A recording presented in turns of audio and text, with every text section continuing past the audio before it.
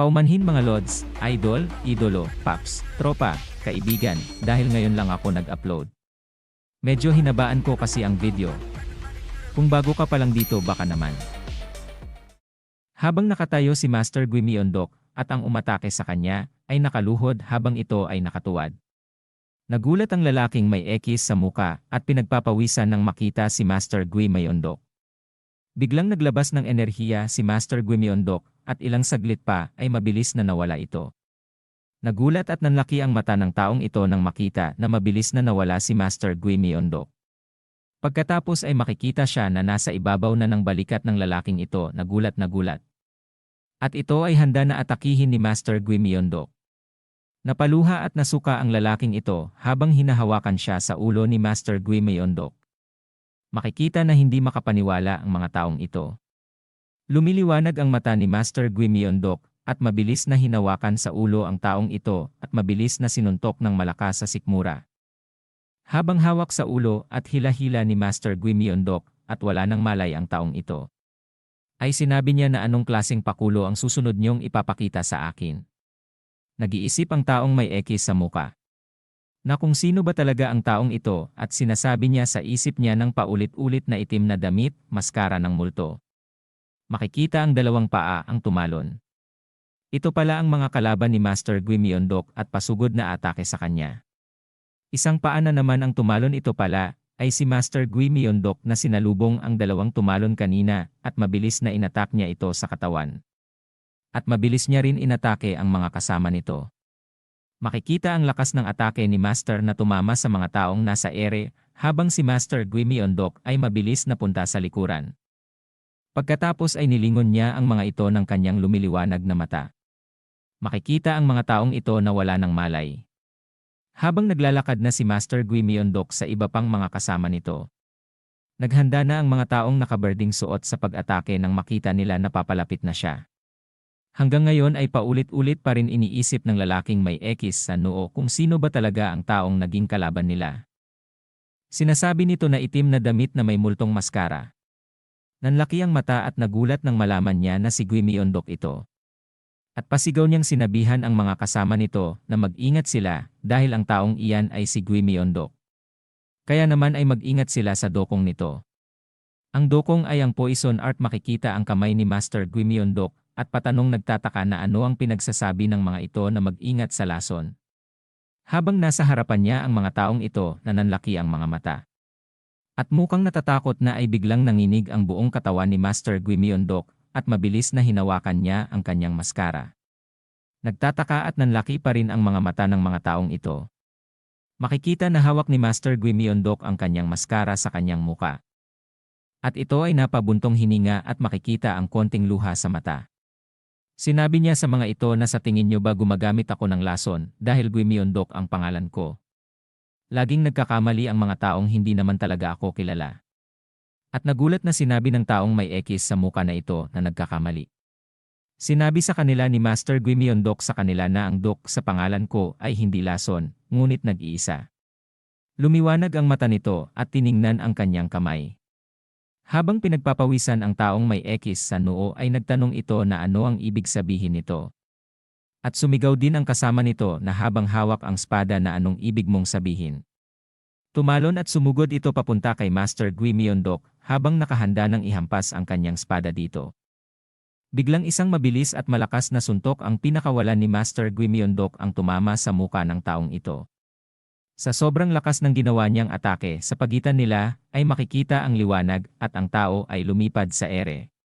Habang pinapakita ang muka niya, ay sinasabi niya ang salitang siya daw talaga ayaw sa poison art habang inangat niya ang kanyang mga kamay na nakabuka ang palad. At isang saglit pa ay may isang kamay ang nakabuka sa ere na nakatutok sa mga kalaban ni Master Guimiondok. At isang liwanag ang unti-unting nabubuo. Itinutok ni Master Guimiondok ang kanyang kamay na lumiliwanag sa mga ito. Nagulat ang mga taong nakakulay berding damit at isang malakas na hangin ang naramdaman ng mga ito. Makikita ang taong nasa gitna ay hindi makagalaw na para bang may gumapos na malakas na enerhiya dito. Hindi makapaniwala ang dalawang tao na nasa gilid na ito. Habang mabilis na lumapit ng kusa ang katawan nito kay Master Guimiondok pagkatapos ay sinakal niya ito. Halos mawalan na ng malay at nanginginig na ang sinasakal ni Master Gui Myeondok at sinasabi nito na so. Ano na ang susunod niyong gagawin? Makikita ang apoy na siga at ang mga bata na nililinisan ang mga gamit na binigay ni Master Gui Myeondok. Habang si Instructor Yang Jung-hyuk ay nasa likod ng mga ito na nakasandal sa malaking puno. Habang nakapikit ito, isang tinig ang kanyang narinig at sinasabi ang pangalan niya na Assistant Teacher, halika dito. Narinig niya ito sa pamamagitan ng sound transmission. Ang sound transmission ay isang pamamaraan para sa lihim na pagpapadala ng tunog gamit ang ki. Lumingon sa malayo si Instructor Yang Jung-hyuk at tumugon ito na guro, mayroon bang problema? At sumagot si Master Noel, parang ganun. Napaisip si Instructor Yang Jung-hyuk at dahang-dahang mabilis na umalis. At ilang saglit pa ay tumatakbo na ito sa kakahuyan kung saan naroon si Master Gui Myeondok. Napatigil at nagulat ito nang makita ang mga tao na nakahiga sa lupa habang si Master Gui Myeondok ay nakaupo sa malaking bato. Sinabi pa ni Master Gui Myeondok dito na Assistant Teacher Yang Jung-hyuk, huli ka na, makikita ang mga nakahiga sa lupa na mumuti na ang mga mata at nagsuka ng dugo. At nagulat si Instructor Yang Jung-hyuk at napasabi na hindi ito maari, mukhang pinatay mo silang lahat. Kinontra agad ito ni Master Gui Myeondok at itinaas ang isang daliri na sinabi na, hindi ako pumapatay maliban kung ito ay isang misyon. Tumalon mula sa pinagkakaupuan si Master Gui Myeondok at sinabi nito na binali ko lang lahat ng buto nila. Pagkalapag nito ay hinawi ng paa nito ang ulo ng isa sa ginulpi niya at sinabi na sinira ko na rin ang dantian nila.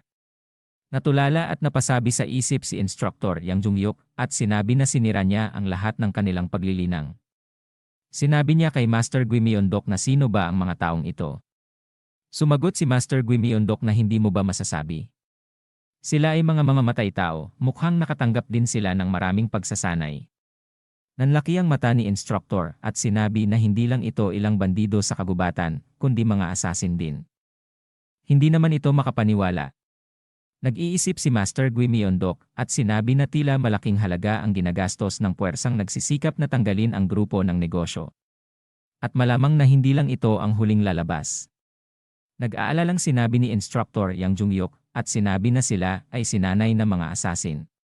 Ang mga bata ay nasa panganib, ang pagsasanay ay dapat itigil. Napamulaga naman na tumitig kay Instructor Yang Jung-hyuk si Master Gui Myeondok at nasabi na hindi, huwag itigil ang pagsasanay kasi may plano na pala ito. Sinabi niya na ikaw ang humarap sa mga assassin. At hayaan natin ang mga bata ang lumaban sa mga forest bandits. Tumugon naman si Instructor at sumang-ayon at nagtanong na anong ibig mong sabihin. Binalik na ni Master ang kanyang maskara at sinabi na may asikasuhin ako. Aalis ako sandali. Hinawakan sa balikat si Instructor at sinabi na siya nga pala alagaan mong mabuti ang grupo ng ahas. Ang iyong kakayahan bilang demonyong lesser sword na demonyo ay sapat na upang labanan ang mga assassin.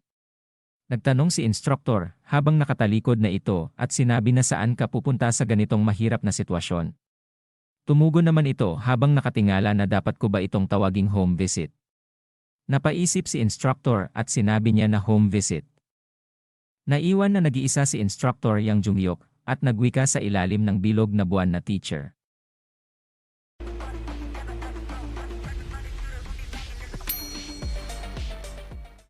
Makikita na bilog ang buwan. Naglalakad na malalim ang iniisip ni Instructor Yang Jung-hyuk at nakita siya ni Nambung Mae at binati habang hawak ang kumot sa kanyang kamay.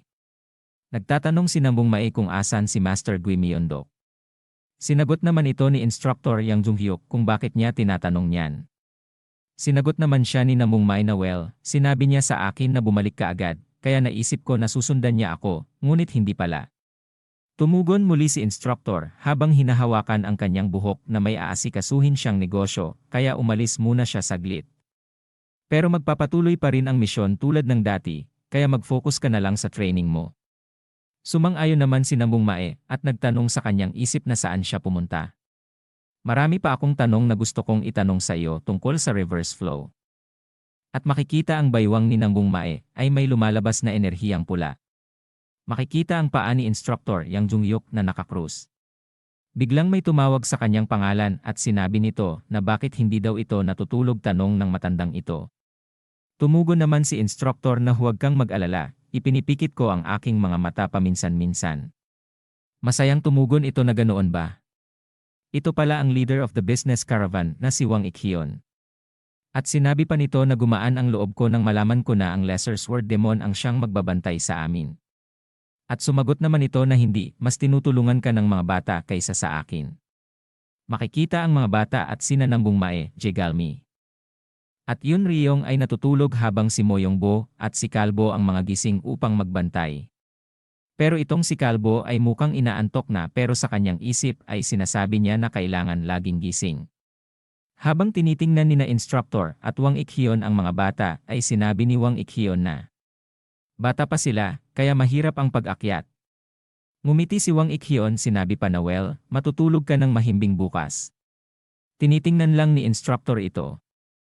Habang tinitingnan ni instructor Yang Jungyuk si Wang Ikhyon ay sinabi nito na sa bilis natin ngayon, hindi rin tayo makakaalis sa bundok bukas. Posible ba yun? Tumugon naman ito na well sa daan na riyan ang maliit na nayon ng mga magsasaka ng slash and burn. Dumadaan ang grupo namin sa lugar na yon tuwing aakyat kami ng burol. Napanatili namin ang magandang relasyon sa kanila sa pamamagitan ng pagbili ng kanilang mga pananim at pagpapalitan ng mga pangangailangan. Sumagot si instructor na yan ay magandang marinig mula sa iyo. Sinabi ni Wang Ikhyon na pero asan ang lalaking may sakit na kasama nyo? Ang tinutukoy nito ay si Master Gui Myeondok. Lumabas ang laway sa bibig ni instructor nang marinig niya ito. At sinabi na lang na mamaya ay andito na rin yun. Hindi nag-abalang itama ni instructor Yang Jungyuk ang pangalan ni Master Gui Myeondok. Sumapit na ang umaga habang nasa unahan sina Wang Ikhyon at instructor ay nagtutulak naman ang mga bata ng kalesa paakyat ng burol. Magkasabay na naglalakad ang dalawa nang makarinig sila ng kalosko sa kakahuyan. Nagulat si Wang Ikhyon at ang mga bata ay mabilis na lumapit sa unahan at naghanda sa pag-atake. Titingnan nila kung ano ang lalabas sa damuhan, biglang isang bata na masaya ang bumati sa kanila. Natakot ito nang hindi palapitin ni Kalbo, Jegalmi, Moyongbo. Nagsalita si Leader Wang Ikhyon na Jinhyo, ikaw pala yan, ang tagal nating hindi nagkita. Nagtanong si instructor na kung kilala ba niya ang batang iyan. Sinagot naman siya ni Leader Wang Ikhyon na ito ay isang bata ng nayon na ating napag-usapan kahapon. Ang batang ito ay umiikot sa pagkolekta ng mga halamang gamot kasama ang kanyang lolo. Bumaba sa kabayo si Leader Wang Ikhyon at sinabi sa bata na nakakuha ka ba ng maraming halamang gamot. Sumang-ayon naman ang bata at ipinakita ang mga halamang gamot na kanilang nakuha. At masayang sinabi ni Wang Ikhyon na parang kailangan kong isaalang-alang muli ang presyo ng mga medikal na halamang gamot. Nagpasalamat ang bata katulad ng kanyang laging sinasabi dito na uncle. Hinawakan sa ulo at ginulo ang buhok ng bata, at sinabi nito na wag mo na akong tawaging uncle, imbes ay tawagin mo akong Hyung. Tinanong pa nito na asan ang iyong lolo, at bakit ito nag-iisa. Sumagot ang bata at sinabi na masakit ang likod niya, kaya naman mag-isa itong nangunguha ng halamang gamot ngayong araw. Pupunta ba kayo sa village, uncle? Kung ganun sabay na lang tayo. Sumang-ayon naman si Leader Hyon at sinabi na sige tayo na para makapagpahinga sa village ngayong araw. Nagpatuloy na nga sila papuntang baryo ng bata at inescort na nila ang mga kalesa. Napaisip ang bata habang nakatingin kay Nambung Mae at sinabi nito sa kanya na ikaw ba at sina kuya at ate ay galing din sa business group na ito. Tumingin sa bata si Nambung Mae at masayang tumugon na tatawagin ko ba itong pansamantalang escort para sa grupo habang papakyat sa bundok. Masayang napatikom ng kamao ang bata at namangha. Sinabi pa nito na di ba dapat na napakalakas mo at marunong kang gumamit ng martial arts. Habang nagkatitigan ang dalawa at pansamantalang hindi nakapagsalita si Nambung Mae. Tumitig ito sa bata at sinabi na lang dito na ang snake group. Sa palagay ko sa nakikita ko sa aming grupo na si Moyongbo ay mayroon siyang sapat na lakas at tibay para mapabilang sa tuktok. Sa partikular, ginagamit niya ang Sword Art of Destruction ng pamilya Mojung na nagtataglay ng prinsipyo ng pagiging patas at bilis. Kahit na ang mga sword dances na ipinakita sa ngayon ay nagpapakita ng larawan ng pagkabata ni Nambung Ilhyong. Isipin si Nambung Ilhyong ay nabanggit dito dahil siya ay isang uri ng isang kilalang swordmaster. Ito pala ay ang kapatid na panganay ni Nambung Mae. Si Jegalmi batay sa mga diskarte sa martial art ng pamilya Jegalmi, Higit sa lahat ay gumagamit sila ng alterity at haka-haka para linlangin ang mga kalaban. Sa partikular, lumalaban siya sa pamamagitan ng pagkalkula ng ilang hakbang sa unahan pagkatapos ay gumawa ng mahusay na mga diskarte. Isang henyo ng parehong panitikan at sining. Mahirap maghanap ng pagkukulang niya. Hindi, sa totoo lang may isang personalidad. Si Wantyu naman ay mukhang marami na siyang martial arts at gumamit ng martial art na tinatawag na buksong Shaolin bilang fundamental. At napakatahimik niya. Well, ang mga kasanayan naman ay hindi nangangailangan ng mga salita. Si Yun Ryong naman ay kahit na siya ay may mahiyain na personalidad, siya ay may malalim na kaalaman sa acupuncture at daloy ng dugo at maaaring tumpak na matukoy ang lokasyon. Siya ay may mahusay na pagkamapagpatawa at may kakayahang makadama at makaiwas sa panganib. Nakangiting pinagpapawisan si Nangbong Mae at sinabi na lahat ng tao dito ay malakas maliban sa akin. Malakas sila. Nagtatakang nakatitig ang bata kay Nangbong Mae at nagtanong na ikaw rin ba malakas? Nahihiyang nakasimangot si Nangbong Mae at parang nanigas ang katawan sa tanong ng bata sa kanya. At maya-maya pa ay seryosong nagsalita na ito. Na siya daw ay mahina pa rin sa ngayon. Mayabang na sinabi ng bata habang ang dalawang kamay nito ay nasa likod ng kanyang ulo at sinabi na alam ko naman ito, tulad ng inaasahan ko. Paano ko ba sasabihin sa iyo ang iba mong kasama na babae at lalaki ay parati silang may tiwala, pero ikaw mukha kang balisa. Masaya naman tumugon si Nangbong Mae na ang pangalan mo ay Jinhyo, tama ba? Interesado ka ba sa martial arts? Sumagot ang batang si Jinhyo na balang araw matututo rin ako ng martial arts at magiging master balang araw. Para maprotektahan ko ang lolo at nakababatang kapatid ko. Biglang nanlaki ang mata ni Nangbong Mae at naaalala niya pa nung bata pa siya na sinabi niya rin na siya ay magiging malakas rin at proprotektahan niya ang mga tao. Makikita ang isang kamay at inihawak sa ulo ng batang si Jinhyo at nagulat naman ito. Sinabi pa ni Nangbong Mae na bata ka pa pero kamangha-mangha ka na. Habang hinahawakan sa ulo ni Nangbong Mae, ay sinabi ng batang si Jinhyo na anong ginagawa mo, ito ay kakilakilabot, tigilan mo ako. At sinipa ito sa binti ng batang si Jinhyo, si Nangbong Mae. Sumigaw sa sakit si Nangbong Mae, habang tumatakbo paunahan ng batang si Jinhyo ay masayang sinabi na bata ka pa rin naman. Masaya naman si Leader Wang Ikyon nang makita na niya ang village at itinuro niya ito sa kanila. Habang pawis na pawis sa pag-akyat si Nangbong Mae ay masaya naman sila na nakarating na pati na si Yun Ryong at Jegalmi. At nang makarating na sila ay biglang nagulat si Wang Ikyon. Nakita pala nito ang taong nakahandusay sa lupa at may hiwa sa likod at duguan. Makikita ang mga residente ng village ay nakahandusay na rin sa lupa at duguan. At isang paa ang mabilis na tumatakbo, ito pala ang batang si Jin. Habang tumatakbo ito ay umiiyak at sinisigaw ang kanyang lolo.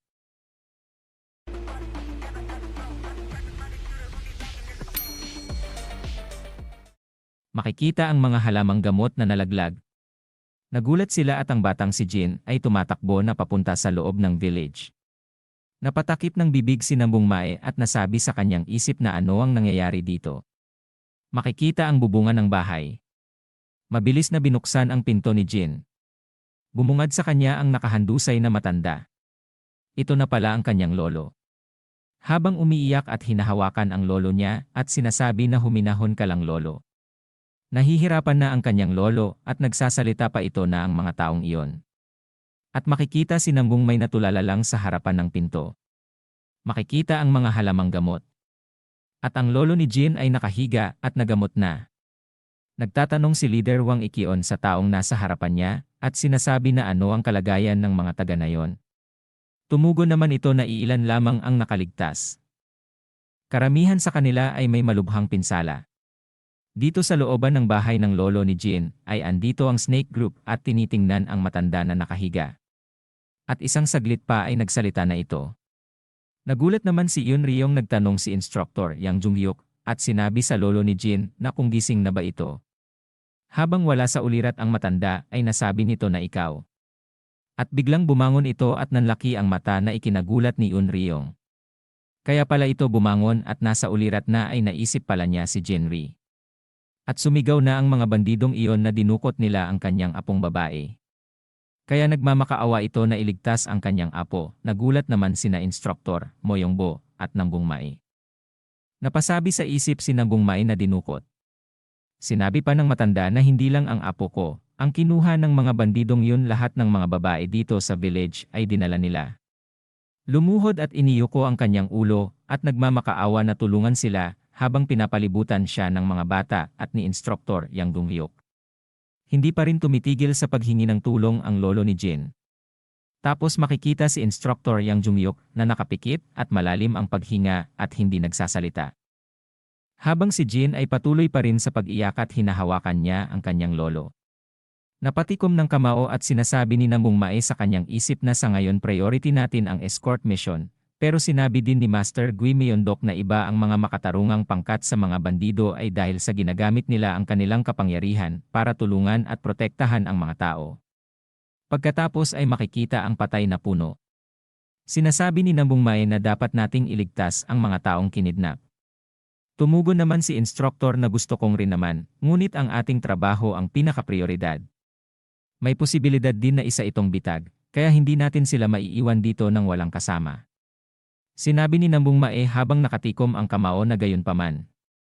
Hindi natin ito maaaring baliwalain. Ang natutunan natin sa White Academy ay protektahan ang mamamayan at gamitin ang makatarungang paraan at pagtutulungan. Nagsalita naman si Moyongbo na tama siya, Deputy Instructor. Sumasang-ayon din ako sa sinasabi ni Nanggungmai. Nakatitig lang si Yunryong at kalbo na may seryosong muka.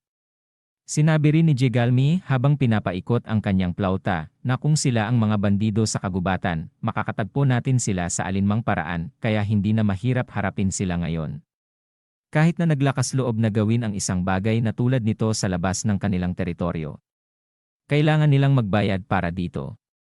Hindi natin pwedeng pabayaan na lang ito. At isang paa ang lumalapit, ito pala ang leader ng Bosnines Group na si Wang Ifhion na sinasabi na sumasang-ayon din ako. Mangyaring huwag mag-alala tungkol sa aming grupo ng merchant. Na-wipe out na ang lugar na ito kaya hindi na sila babalik dito. At yumuko ito kay Instruktor Yang Jungyuk. Pagkatapos ay tumingin ito sa mga bata na walang sinasabi. Makikita ang mga bata na tumingin din ng napakaseryoso at nagkatinginan na nga sila at si Instruktor ay tahimik lang na nakakrus ang mga kamay at biglang napangiti. At sinabi pa sa kanyang isip na. Sinabi ni Instruktor sa kanyang isip na mukhang desidido talaga ang mga bata at talagang hindi na sila mapipigilan. Kung ganun ang gusto nila. At sinigaw na nga ni Instruktor Yang Junhyuk habang nakabuka ang kanyang palad sa unahan. Na mula dito ililigtas muna natin ang mga taga na yon. Hahatiin ko kayo sa rescue team at sa escort team. Napatikom ng dalawang kamao si Nanggungmai at sinabi sa isip na sige, tiyak na ililigtas ko sila. At sinabi na nga ni Instruktor Yang Jungyuk ang sasama sa rescue team at ito ay sina Moyongbo, Wonpyo o kung tawagin ko ay si Kalbo at si Jegalmi. At syempre, kasama daw siya.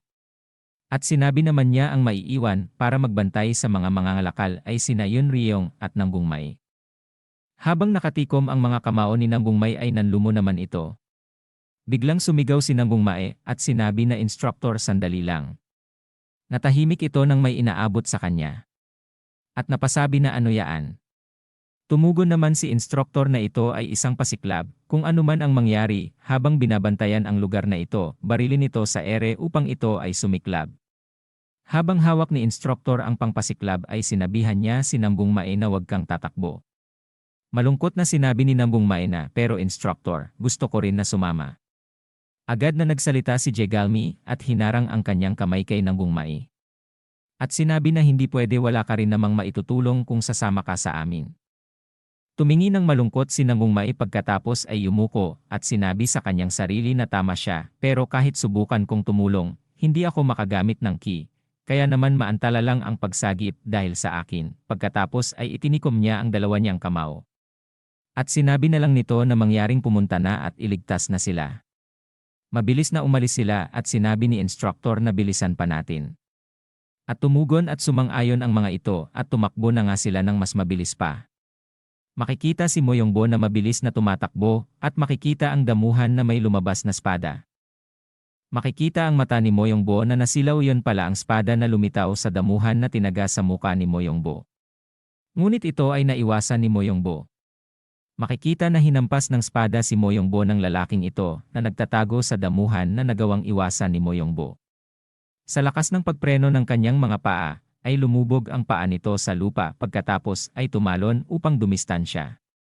Sinabi ni Moyongbo habang pababa sa kanyang isipan na naghihintay ba sila para tambangan kami.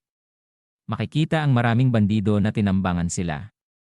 Habang nakatayo at nakakrus ang mga kamay ni instructor, ay naaalala niya ang sinabi ni Master Gui Myeondok na ang mga may kasanayan sa martial arts. Haharapin nila ang mga asasin ng magkasalungat na pangkat. Trabaho nila ang humarap sa mga bandido.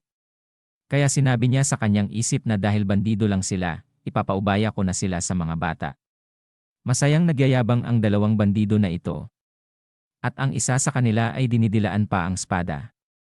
Tumatawa at sinabi pa ng dumidila sa espada ng mga bata, bakit niyo kami sinusundan? Naglabas ng asul na enerhiya si Moyongbo at sinabi sa kanyang isip na ito na oras para turuan sila ng leksyon. At nilaksan pa nga niya ang aura na kanyang inilabas.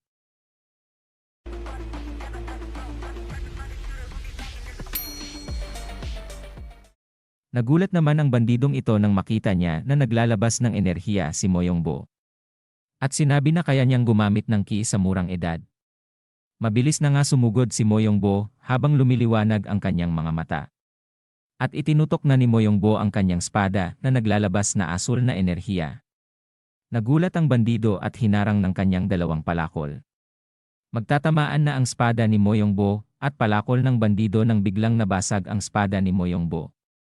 Nagulat naman si Moyongbo at hindi makapaniwala. Lumaki ang mata ng bandido at hindi niya inaasahan na mababasag ang espada, kaya naman naisip nito na ang espada na yun ay isang basura. Kaya naman lumakas ang loob nito at gumawa ng pag-atake kay Moyongbo, ngunit madali lang naiwasan ito ni Moyongbo habang tumambling sa ere. Nagulat na naman ang bandido nang makita si Moyongbo na naghahandang sumipa habang nasa ere. Tulad ng inaasahan nito ay tumama sa muka ng bandido ang sipa ni Moyongbo. Sa lakas ng sipa ang bandido ay napaatras at napahiga ng bahagya. Napasabi sa isip ni Moyongbo na hindi nakayanan ng espadang iyon ang lakas ko at naputol lang. Habang ang muka ng bandido ay nakatingala pa rin gawa ng sipa ni Moyongbo. Biglang binalik na niya sa normal at tumatawa na tumingin kay Moyongbo. Makikita sa muka ang bakat ng paa ni Moyongbo at pagmamayabang pa sinabi ng bandido na buwisit kang bata ka, natatakot ako dito para sa wala. Kumuha muli ng espada si Moyongbo at sinabi sa isip niya na sa aking espada na ganito. Paano ako lalaban? Makikita ang dalawang bandido na mabilis na umaatake papunta kay Jegalmi. Habang si Jegalmi ay nakatayo lang at iniihipan ang kanyang plauta. Minulat ng malaki ang mga mata at isang malakas na hangin ang lumabas sa kanya habang iniihipan ang plauta. Sa lakas ng hangin ang dalawang bandido ay halos matanggay papalayo ng ginawang hangin ni Jegalmi. Makikita si Jegalmi na itinigil na ang pag-ihip sa plauta, ang mga dahon ay unti-unti nang nalalaglag. Ang dalawang bandido ay nagtatakang iniisip kung ano yung tumama sa kanila. Pagmamayabang na tumawa at sinabi ng bandidong ito na ang tunog na ginawa mo pang atake sa amin ay napakahina. Sinabi ni Jegalmi habang nakatingin sa plauta, ay kung maaari ko lamang kontrolin ang kapangyarihang ito ng malaya, sigurado daw siya na makakalaban siya ng seryoso. Sinabi pa niya sa isip niya na hindi ako nakapag-aral ng yinyang sa loob ng 2 araw pagkatapos ng lahat. Ang pagtulak sa kanila ay ang pinakamahusay na magagawa ko sa ngayon. Isang bandido ang tumalon upang umatake, at galit na lumalabas pa ang hininga sa kanyang ilong na akala mo ay isang turo. Seryoso si Kalbo na hinarang ng kanyang tsako ang atake ng bandidong turo. Nagtama ang palakol at sako ng dalawa at napatitig si Kalbo. Mukhang nahihirapan pa din mag-adjust sa gamit niyang tsako. Nangingiti-ngiti ang bandidong ito habang inaatake si Kalbo. Ngunit madali lang naman na iwasan ni Kalbo o si Wonpyo. At mabilis na bumuelo ito at tumalon para dumistansya.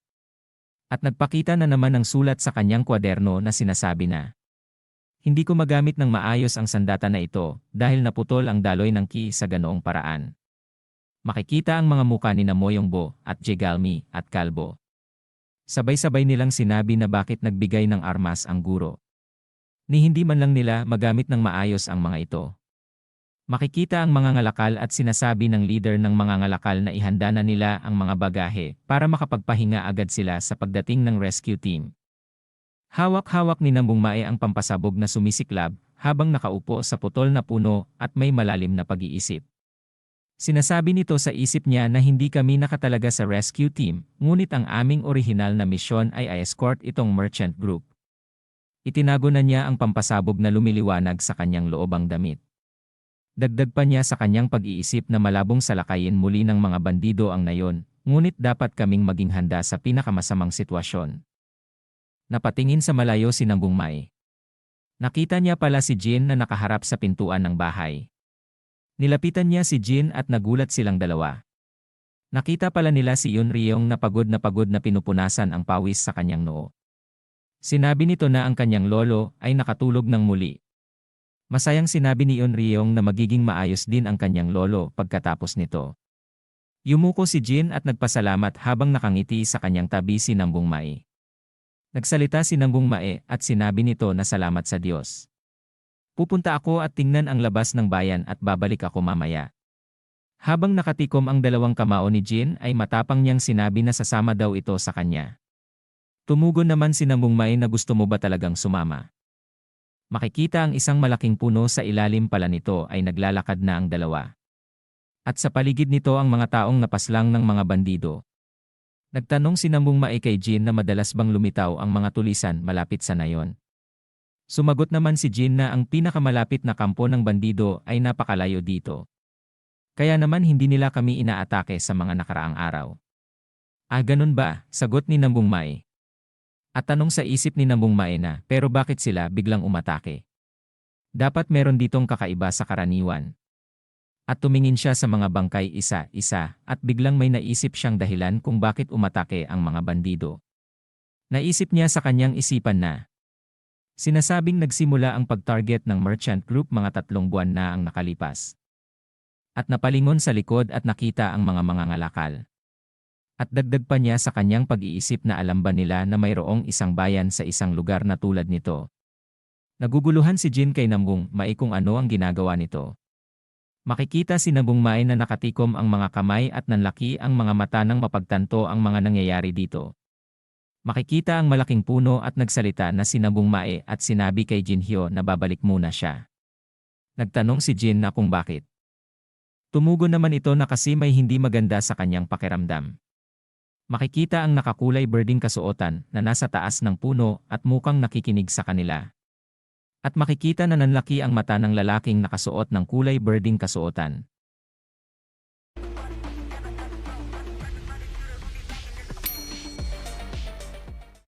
Nagtanong si Jin Hyo kay Nambung Mae na kung bakit bigla ka na lang natakot kuya.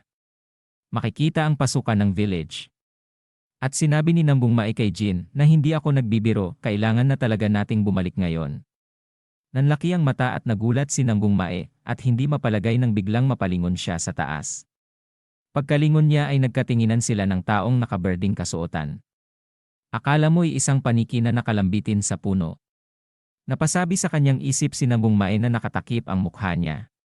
Hindi bandido ang taong ito. At sinabi niya kay Jin Hyo na tumakbo na ito ngayon na. Hindi makagalaw at nanginginig sa takot si Jin Hyo. Habang nakatingin kay Jin Hyo si Nambung Mae ay sinasabi niya sa sarili na, ito ay hindi madali, hindi ko kayang labanan ang isang asasin.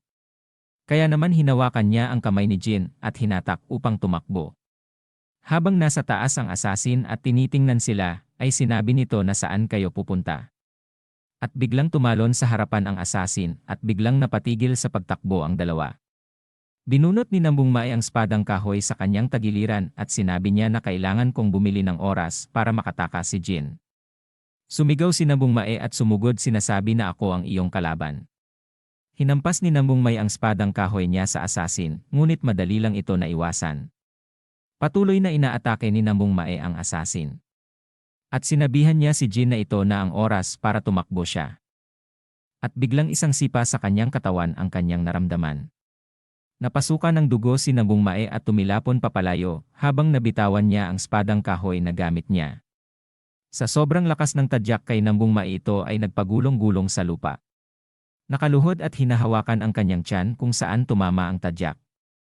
Makikita ang asasin na ito na nakatayo sa isang paa niya at nagyayabang na kung sino nga ba ang lalabanan mo.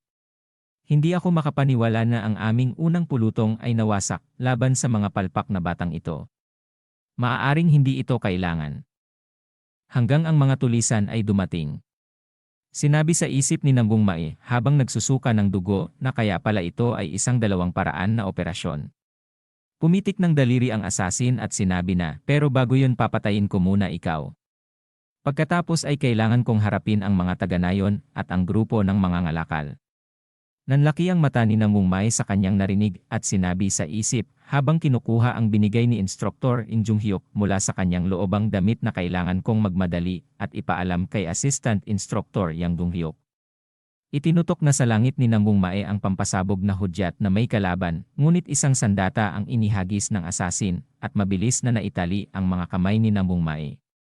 Nagulat naman ito at nabitawan ang flare at nalaglag sa lupa. Makikita na hindi lang pala nag-iisa ang asasin at hawak sa magkabilang kamay ang dalawang asasin si Nambung Mae. At ang isang asasin na ito ay hinahatak ang lubid na hawak niya. Gumulong na nga sa lupa ang pangpasiklab at napunta sa paanan ng asasin at napasabi ito na ito ay isang pangpasiklab. Kaya naman inapakan niya ito at sinira. Napasigaw si Nambung Mae at sinigaw na wag. Sinabi ng asasin na ito ba ang iyong huling pag-asa? Kung gaano katawa ito. Nanlaki ang mata ni Nambung Mae nang marinig niya ang boses ni Jin at sinasabi na pakawalan mo ako habang umiiyak. Napalingon naman ito sa likod at napasabi na Jinhyo. Sumigaw si Nambung Mae at sinabi na pakawalan niyo ang bata. Sinabi ng asasin na ito na sa tingin ko hindi mo naiintindihan ang sitwasyon mo at inihagis ang lubid kay Nambung Mae at pumulupot ito sa kanyang katawan. Pagkatapos ay inihagis ang lubid sa puno at doon ay isinabit si Nambung Mae. Sinabi ng asasin habang nakatiwarik na nakasabit si Nambung Mae na ages masyado akong nag-aalinlangan para sa wala. Pinagmasdan ng asasin si Nambung Mae. At sinabi na manatili ka dyan at isipin kung gaano ka talaga kahina habang magkalapit na ang muka nila at itinuro ang noo niya. Sinabihan ng isang asasin na ito na patayin ang bata. Habang nakalawit ay nanlaki ang mata ni Nambung Mae sa kanyang narinig. Umiiyak ng husto si Jinhyo habang hinahawakan ito sa buhok ng asasin. Makikita ang mata ni Nambung Mae at sumisigaw na pakiusap itigil mo yan habang itinaas na ng asasin si Jinhyo. Umiiyak na sinasabi ni Jinhyo na kuya. Sinabi ng asasin na ito na tingnan mong mabuti, may pagdududa ka pa ba? Hindi ka ba nagpapasalamat na hindi mo pattern? Habang nakabitin ito ay nag-aalala kay Jin at sinabi niya sa sarili na desperado ka na ba? O umiyak na lang daw siya. Pero hindi ko sila kayang pigilan. Makikita si Yun Ryong na ginagamot ang lolo ni Jin. At pinakita rin ang mga taong pinatay ng mga bandido. Sinasabi pa rin niya sa isip na ang walang kapangyarihan ay laging yurakan ng mga may kapangyarihan. At makikita ang asasin na ito na sinasakal na si Jinhyo at namumuti na mga mata na halos mawalan na ng malay. Sinasabi pa rin sa isip ni Nambung Mae na para sa akin kung may kapangyarihan lang ako. Biglang may sumabog na lilang enerhiya at nanlaki ang mga mata ng mga asasin at si Nambung Mae ay biglang naglabas ng napakalakas na enerhiya sa sobrang lakas nito ay natanggal ang mga lubid na nakagapos dito.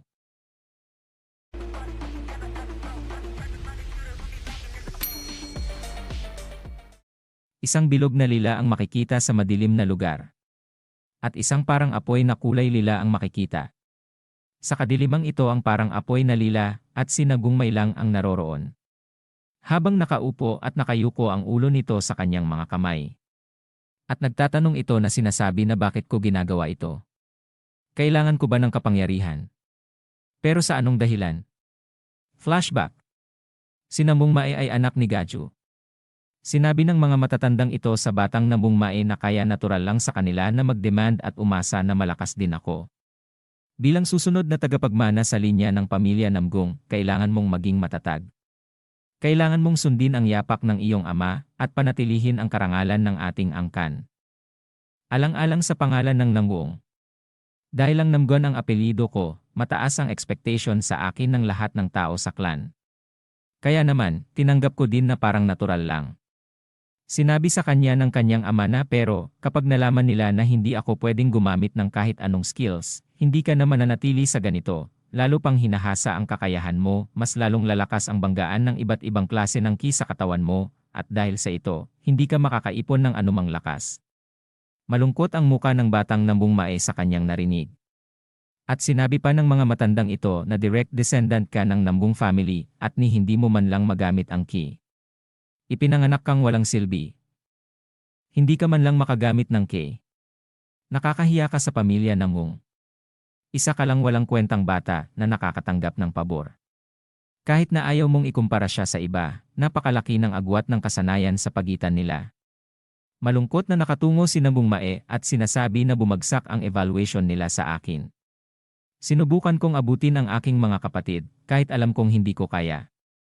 Habang nakakalimutan ang tunay kong dahilan para maging matatag. Lagi kong inihahampas ang aking espadang kahoy. Bakit gusto kong maging matatag? Para ba sa akin? At nagdurugo na ang kamay ni Nambung Mae sa kakapalo ng espada. Makikita ang parang apoy na kulay lila. Para ba sa ama ko? Pinapanood si Nambung Mae ng kanyang ama habang ito ay nagsasanay. Tinawag ito at sinabihan na masaya ka bang matuto ng swordsmanship. Tumugon ng masaya si Nambung Mae at sumang-ayon. At tinanong muli siya ng kanyang ama na ano klaseng tao ba ang gusto mong protektahan. Nag-isip ang batang Nambung Mae at sumagot ng siguro ang mga taong nasa panganib. Tinanong muli siya ng kanyang ama at sinabi na sa palagay mo, ano sa tingin mo ang lakas? Pansamantalang hindi nakasagot ang batang Nambung Mae. Bumulong at sinabi niya na ama. At sumagot na ito na ang pagiging tulad ng aking ama ay kung ano ang lakas. Tumawa ang kanyang ama at tumayo at lumapit kay Nambung Mae at sinabi na paano kung sabihin ko sa iyo na ako ay isang mahinang tao. Nakatayo lang si Nambung Mae at nakatitig sa kanyang ama na hindi maintindihan ang sinasabi ng kanyang ama. Sinabi niya sa kanyang ama na ito ay malakas. Sumagot naman ang kanyang ama at sinabi na okay tama ka habang hinahawakan ang ulo niya ng kanyang ama.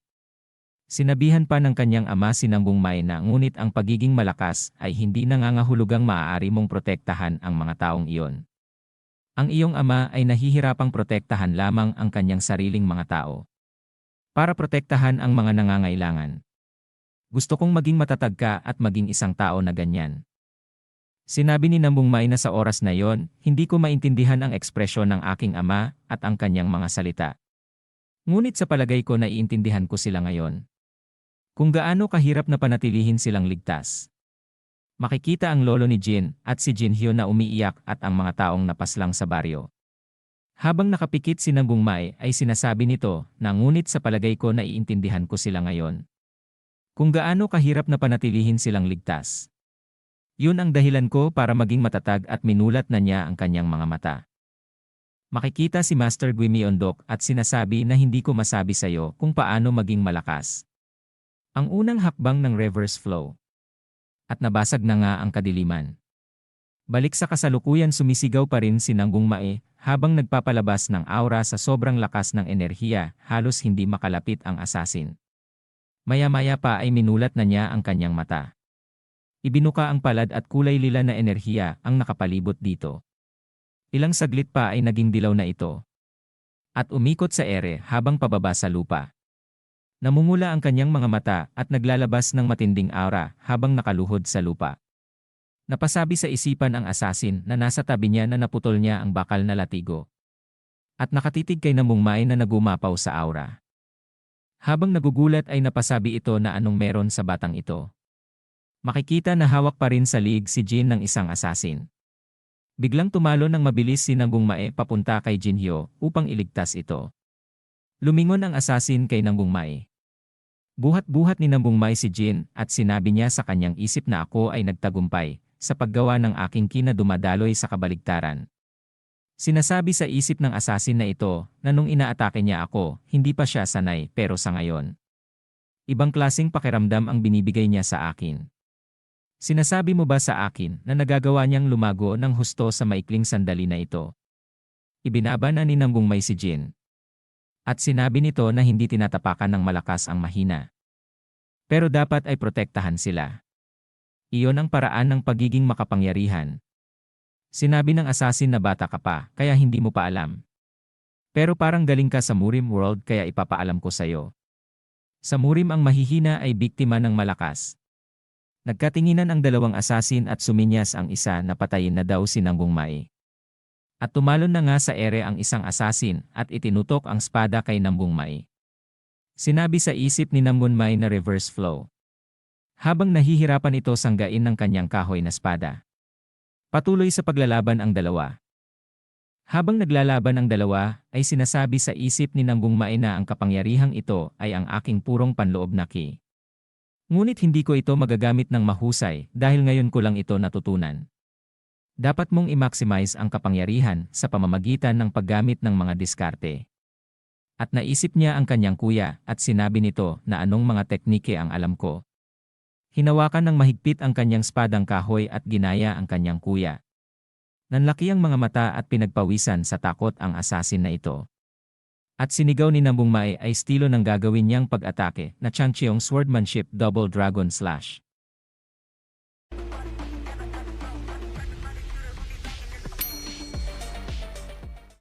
Makikita na si Nambung Mae ay lumiliwanag ang mata at naglalabas ng dilaw na aura at naghahanda ng umatake. Tinatawag ang gagawin niyang atake na Changcheong Sword Style First Stance. Mabilis na itinutok ang spada at nang tumama na sa kalaban isang malaking enerhiya ang lumabas at tumama sa assassin dahilan ng pagkapunit ng damit nito. Tinatawag niya ang atake niya na Twin Dragon Twister Transformation. Napahiga sa ere ang assassin at namumuti na ang mga mata. Bumagsak sa lupa na wala ng suot na damit. Habang nakadipa sa lupa ang bakas ng pag-atake ni Nambung Mae, ay makikita sa katawan ng assassin at umuusok pa ito. Ang mga kasama nito ay nakatayo lang at pinagmamasdan ito. Tinitigan ng mayabang na assassin na ito ang kanyang kakampi na nakahiga sa lupa at sinasabi na si Daewon isang first-class expert na talo ng isang bata lang. Ano itong hindi ka panipaniwalang nasasaksihan ko? At tinitingnan si Nambung Mae na nakatayo sa harapan ng nakahigang assassin. Makikita na nananginginig na ang katawan ni Nambung Mae. At sa kanyang isip ay mangitingiti sinasabi niya na sa kabutihang palad nagtagumpay ako sa paggamit ng Double Dragon Slash gamit ang aking ki. Nagulat ito nang inangat niya ang kanyang spada, ngunit ito ay wala ng lakas at unti-unti nang bumabagsak. Nagmadali siyang itusok ang spada sa lupa para hindi ito tuluyang bumagsak. Nakaluhod na si Nambung Mae at dahil sa spada hindi ito bumagsak. Nagsalita muli siya sa kanyang isip na nahihilo na ako, baka nasobrahan ako sa aking paggamit ng aking lakas. Hindi siya papayag ng ganito kaya sinabi niya sa kanyang sarili na kailangan niyang maging matatag. At may natitira pang 3 kalaban. Makikita ang natalong assassin. Tinitigan lang ito ng mayabang na assassin. Sinabi pa ng mayabang na to na gumamit pa kami ng two-way operation, kasama ang mga bandido para hatiin ang kanilang lakas at mabilis na mapuksa ang grupo ng mga mangangalakal. Gayunpaman, lumitaw ang ilang mga hindi inaasahang na mga pangyayari. At sinabi pa ng mayabang na assassin na akala ko ililigtas nila ang bihag. At iniiwan ang mga miyembrong pinakamahina at pinakamay kasanayang medikal. Siguro ay nagkamali ako. Tinitigan ng mayabang na assassin si Nambung Mae habang nakatayo na ito, ngunit ang katawan nito ay nanginginig pa rin. Sinabi muli sa isip ng mayabang na assassin na hindi ako pwedeng magkamali, ang aking paghatol ay tiyak na tama. Mukhang naubusan siya ng kapangyarihan pagkatapos niyang ibigay ang isang malakas na pag-atake na yon, kaya tayo na at siguradong haharapin natin siya. Number 2, Number 3, hawakan mo siya. Tumugon at sumang-ayon ang dalawang assassin at mabilis na nga pumunta kay Nambung Mae. Sinabi sa isip ni Nambung Mae na 2 beses ba silang gagamit ng parehong ataking panlilinlang. Nasa ere na ang 2 assassin. At handa na sa gagawin nilang atake papunta kay Nambung Mae. Umatake na ang assassin na may kamay ni Wolverine at 3 malakas na hiwa sa lupa ang tumama. Ito pala ay naiwasan ni Nambung Mae, ngunit ang braso nito ay nadaplisan ng bahagya. Kaya naman ay may lumabas na dugo dito. Sinabi sa isip ni Nambung Mae na hindi ko lubos na maiwasan ang mga pag-atake nila at natamaan ako sa braso. Nagulat siya nang makita niya ang spadang paparating sa kanya at dali-dali naman niya itong hinarangan ng kanyang spadang kahoy. At sinabi pa niya na mayroong ki na nilalagay sa mga bawat hampas ng espada. Kung harapin ko ang mga pag-atake nila. Tiyak na mamamatay ako. Patuloy sa pag-atake ang dalawang asasin kay Nambung Mae at buti na lang ay naiwasan niya lahat ito. Sinabi pa niya sa kanyang isip na kailangan ko munang gumawa ng distansya sa pagitan namin. Pagtalon niya para gumawa ng distansya, ay nakita niya ang isang anino at sinabi niya meron sa taas. Ito pala ang mayabang na asasin at nagpakawala ng maraming bakal na lubid papunta sa kanya. Makikita ang dulo ng bakal na lubid na parang isang dulo ng palaso na dumaplis sa katawan ni Nambung Mae. Umikot ito upang hindi siya mahuli ng bakal na lubid. Sinasabi niya sa kanyang isip na silang tatlo ay umaatake mula sa iba't ibang direksyon. Wala akong mahanap na opening para kontrahin sila. Napakahirap ding iwasan ang lahat ng pag-atake nila. Ano ang dapat kong gawin ngayon? Sumigaw ang mayabang na to na ano na bata. Hindi ka na talaga makapag-react sa aming ginagawang atake. Bakit hindi mo nalang gamitin sa amin ang ginamit mong malakas na sword technique kanina? Tumalon sabay-sabay sa ere ang tatlo habang ang mayabang ay naghagis ng kanyang lubid na bakal papunta kay Nambung Mae. Nagulat at napatingin sa ere si Nambung Mae. Habang pababa na sa ere ang mga asasin ay naghahanda na ang mga ito na atakihin siya. Hinawakan ng mahigpit ang spadang kahoy ni Nambung Mae at sinabi na gusto kong gamitin muli ang pamamaraan na yon. Kailangan kong itigil ang momentum nila. Ngunit hindi ko pa natutunan ng maayos ang lahat ng estilo ng espada. Naharang niya ang atake ng isang asasin. Habang ang isa ay nag-aabang sa kanya, at umataki na nga ang isang asasin, at tinamaan na naman ito sa braso. At nagulat ito at sinabi na nalason ako ng isang mahiwagang lason sa ibabaw nito. At tuloy-tuloy na tumatama ang mga atake ng mga asasin kay Nambung Mae. Sinabi pa ni Nambung Mae na kung hindi lamang ako pinigilan ng aking ama na itayo ang aking ki. Tumigil din siya sa pagtuturo sa akin ng ibang teknike. At patuloy pa din sa pag-atake ang mga asasin sa kanya, at ang nagagawa lang niya ay dumipensa. At sinabi pa niya na meron lang akong isang teknike na pwede kong gawin. Sinabi ng asasin na mayabang na ito na walang paraan para maiwasan ang kanilang pag-atake. At sinabi nga ni Nambung Mae na ang paraan lang na naiisip niya ay ang one-sword teknike na paulit-ulit niyang ginagawa. Daan-daan o kahit 1,000 beses sa isang araw. Nakatayo at tumutulo na ang dugo niya at nakatusok sa lupa ang espada niya. Gagamit siya muli ng Changchun Swordsmanship First Stance. Nagipon ng lakas si Nambung Mae habang nakatayo at hinang-hina na. Namula muli ang kanyang mga mata. At nagulat ang mayabang na asasin na ito. Sumugod si Nambung Mae habang nag-aapoy ang espada at lumiliwanag ang mga mata. Itinuro ang espada na nag-aapoy sa tatlong asasin. Tinamaan ang nasa gitna at isang napakalaking apoy ang lumamon sa asasin na nasa gitna. Habang ang dalawang nasa gilid ay dumidepensa sa lakas ng atake ni Nambung Mae. At ang pangalan ng atake na ginawa niya ay ang Twin Dragon Twister Transformation. Sa sobrang lakas ay makikita ito kahit na ikaw ay nasa malayo. At biglang nawala ang malakas na apoy na ginawa ni Nambung Mae. Makikita na ang paligid ay nadurog at umuusok pagkatapos si Nambung Mae ay nakatayo na lamang habang hawak ang espada at namumuti na ang mata. Nanginginig at namumuti ang mata na sinasabi na hindi pa siya tapos. Biglang bumagsak sa lupa at nawalan ng malay. Makikita na nakahiga na at walang malay si Nambung Mae. At ang isang asasin na tinamaan ng atake niya na nakahiga. Habang tinitingnan ng dalawang natitirang asasin. Nanlaki ang mata at sinabi ng isa na ano ito, naglalakad ang mayabang na asasin papunta kay Nambung Mae na nakadapa sa lupa. At sinasabi sa isip ng mayabang na asasin na ito na binago niya ang teknike na ginamit niya kanina. Ngunit siya ay bata pa at siya ay kulang sa karanasan. Inilipat niya ito sa maikling sandali lang. Sa swordsmanship maraming mga diskarte ang ginawa upang maglaman ng isang dahilan. Upang maunawaan ang kakayahan ng mga pamamaraan. Paano kung maraming pagbabago posible ba ito? Tapos hindi na ito masasabi na teknik. Ngunit aktwal na kasanayan sa espada.